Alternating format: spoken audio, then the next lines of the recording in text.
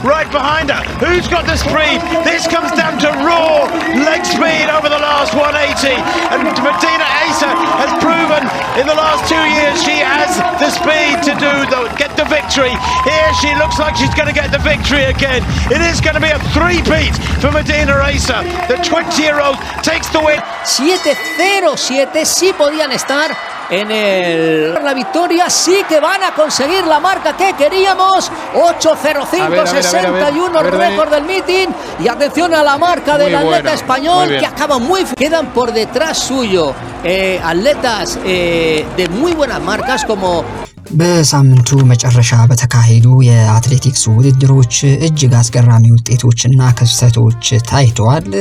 ከታዩት እጅግ አስገራሚ ክስተቶች መካከል አንዱ የኢትዮጵያዊው አትሌት የኦሎምፒክ አሸናፊው ሞሮኮዊው ኤልባካሊንን በቻይና ምስራቃዊ ፉጂያን ስቴዲየም በተካሄደው የዳይመንድ ሊግ ውድድር በወንዶች የ3000 መሰናክል ውድድር ካሸነፉ በኋላ የሆነው ክስተት ነው።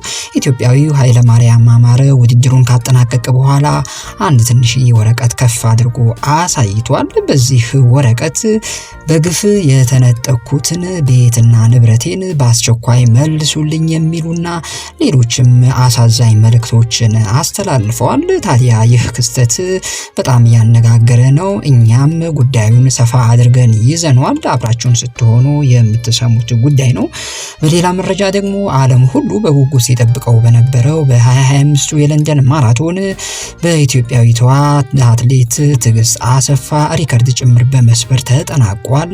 በለንደን ጎዳናዎች ሰንደቅ ዓላማችንን ከፍ ብሎ እንዲውለበለብ ያደረገችው ጀግናዋ አትሌት ትግስት አሰፋ የሰበረችው ሪከርድ ምንነትና እንዲሁም ደግሞ በዓለም ድንቃድንቅ መዝገብ ወይም በጊነስ ቡክም ይህ ሪከርድ ተመዝግቧል። በወርልድ ጊነስ ቡክ የተመዘገበው ይህ ድል አስመልክቶ ሰፋ ያለ ማብራሪያና መረጃም የምናጋራችሁ ይሆናል። እንዲሁም ደግሞ በሳምንቱ በተለያዩ ሀገራት እጅግ አስደማሚ ድሎችን ተገኝተዋል። በርካታም ወርቆችም ለሀገራችን አትሌቶቻችን አስገኝተዋል። እነዚህን ጨምሮ የተለያዩ መረጃዎች አጋራችኋለሁ። ሰላም ውድ የዛሬ ሚዲያ ቤተሰቦች፣ ለቻናላችን አዲስ ከሆናችሁ ለቻናላችንን ሼር፣ ላይክ እና ሰብስክራይብ በማድረግ እንድትወዳጁን አክብሮታዊ ግብዣችን ነው። ወደ መጀመሪያ መረጃችን ስናልፍ የኢትዮጵያዊው አትሌት የኦሎምፒክ አሸናፊው ሞሮኮዊው ኤልባካሊን በቻይና ምስራቃዊ ፉጂያን ስቴዲየም በተካሄደው የዳይመንድ ሊግ ውድድር በወንዶች የ3000 መሰናክል ውድድሩ ካሸነፈ በኋላ የሆነው ክስተት ነው።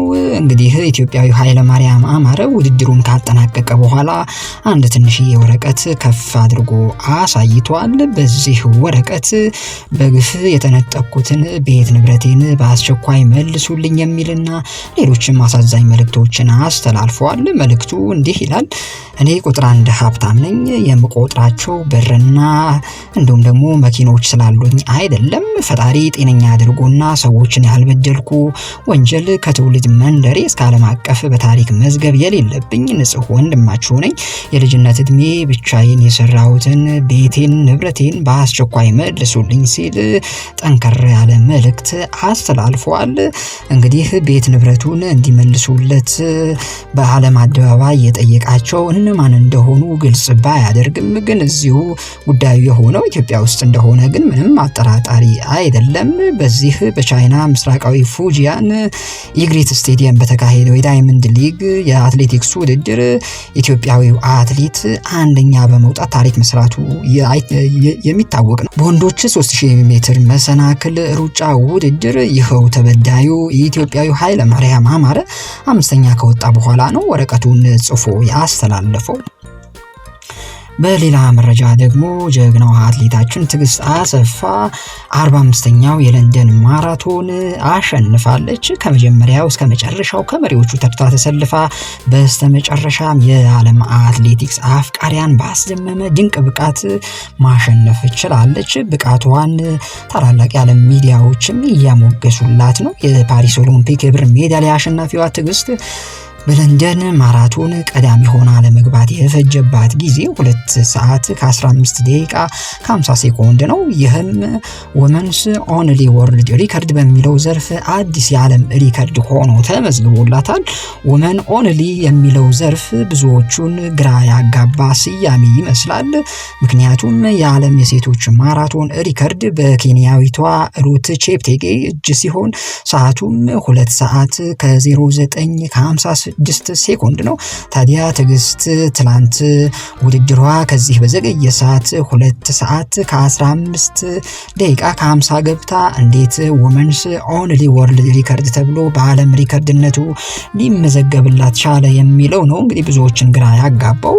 ጉዳዩ እንዲህ ነው። ትዕግስት ራሷ በቼፕቴጌ ከመነጠቋ በፊት በመስከረም 24 2023 በበርሊን ማራቶን 2 ሰዓት ከ11 ደቂቃ ከ53 ሴኮንድ በመግባት የዓለም ሪከርድ መስበሯ የሚታወቅ ነው። በዚህም በምድራችን በሴቶች ማራቶን ከ2 ሰዓት ከ12 ደቂቃ በታች የገባች የመጀመሪያዋ አትሌት በመሆን በዓለም ድንቃድንቅ ታሪኮች መዝገብ ወይም ጊኒስ ወርልድ ቡክ ኦፍ ሪከርድስ ላይ ለመስፈርም ችላለች። ነገር ግን እሷም ሆነች ቼፕቴጌ ሪከርዱን የሰበሩት በወንዶች አሯራጮች ወይም ፔስ ሜከርስ በሚሏቸው ተጠቅመው ነው።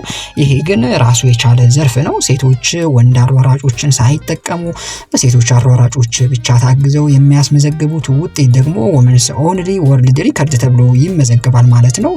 የትዕግስት ሪከርድም በዚህ ዘርፍ ነው እንግዲህ አዲስ የዓለም ሪከርድ ሆኖ ሊመዘገብላት የቻለው። በውድድሩ ላይ ሴት አሯራጮች ብቻ ነበር የነበሩት። በወመንስ ኦንሊ ወርልድ ሪከርድ ዘርፍ ቀደም ሲል ሪከርዱ ተይዞ የነበረው በኬንያዊቷ ፔሬስ ነበረ። ይህም የተመዘገበው በዚሁ የለንደን ማራቶን አምና ነበረ። ሰዓቷም 2 ሰዓት ከ16 ደቂቃ ከ16 ማይክሮ ሴኮንድ ነው። እንግዲህ ይህንን ሰዓት በማሻሻል እና ሪከርድም ጭምር በመስበር ነው ትዕግስት ያሸነፈችው።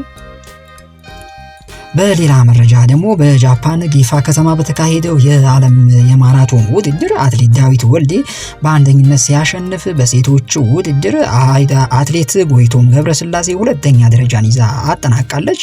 አትሌት ዳዊት ውድድሩን 1 ሰዓት ከ06 በሆነ ሰዓት በመግባት በበላይነት አጠናቋል። በሴቶች በተካሄደው ውድድር ደግሞ አትሌት ጎይቶም ገብረስላሴ 1 ሰዓት ከ08 ከ29 በመግባት በሁለተኝነት አጠናቃለች። በሌላ በሳምንቱ በተካሄደው አስደናቂ ውድድር ደግሞ አዲዳስ በየዓመቱ በጀርመን በሚያዘጋጀው አዲዜሮ በሚል ውድድር ኢትዮጵያውያን አትሌቶች አሸናፊ ሆነዋል። በዚህ ውድድር ከቅርብ ጊዜ ወዲህ ከትራክ ውድድር ወደ ጎዳና ውድድር ሽግግር ያደረገ ያለው ዮሚፍ ቀጀልቻ አስደናቂ ብቃቱን በማሳየት አሸናፊ ሆኗል። በዚህ በ5 ኪሎ ሜትር የጎዳና ውድድር ዮሚፍ በሚያስደንቅ ብቃት ነው ያሸነፈው። የዓለምን ግማሽ ማራቶን ክብረ ወሰን በኡጋንዳዊው አትሌት ጃኮብ ኪፕሌሞ ተይዞ መቆየቱ ይታወቃል። ዮሚፍ ባሸነፈበት በዚህ ውድድር ጃኮብ ኪፕሌሞ 5ኛ በመውጣት ነው ያጠናቀቀው። ዮሚፍ ወደፊት በማራቶን ውድድር ላይ የኢትዮጵያን ሰንደቅ ዓላማ ከፍ አድርጎ የሚያውለበልብ አትሌት መሆኑ በተደጋጋሚ ባደረጋቸው ውድድሮች ያስመሰከረ ይገኛል።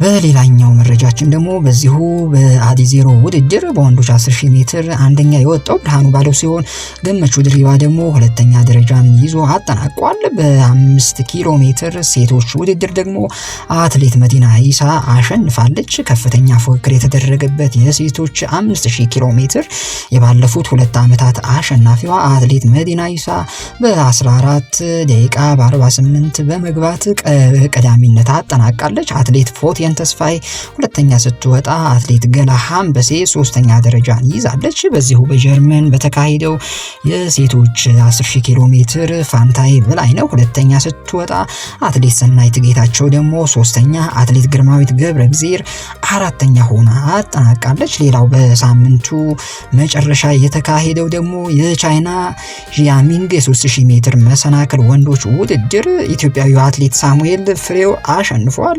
አትሌት ሳሙኤል ሳሙኤል በ8 ደቂቃ በ0861 በመግባት የቦታው ክብረ ወሰን የዓመቱ የርቀቱ ፈጣን ሰዓት በማስመዝገብ በድንቅ ብቃት በበላይነት ማሸነፍ ችሏል። ሞሮኮዊው የኦሎምፒክ ሻምፒዮናው አትሌት ኤልባ ካሊን ሁለተኛ እንዲሁም ኬንያዊው ሲሞን ኮኤች ሶስተኛ ደረጃን ይዘው አጠናቋል። ውድ የዛሬ ሚዲያ ቤተሰቦች እንግዲህ አሁን ያዝናቸው መረጃዎች እነዚህን ይመስሉ ነበር። መልካም ጊዜ ሆነላችሁ። ቻው ቻው።